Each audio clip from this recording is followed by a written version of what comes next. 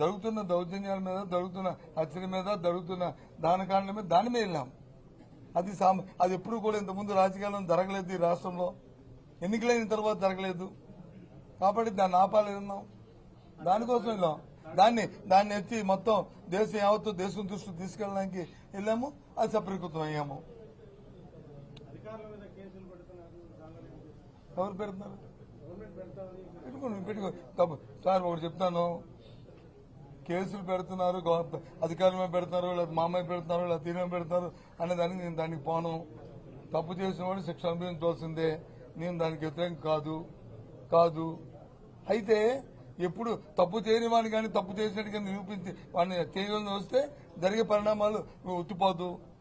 రేపు మళ్ళీ ఇదే రోజులు వస్తుంటాయి. అది గుర్తుంచుకుని ఏ పని చేస్తే పర్వాలే.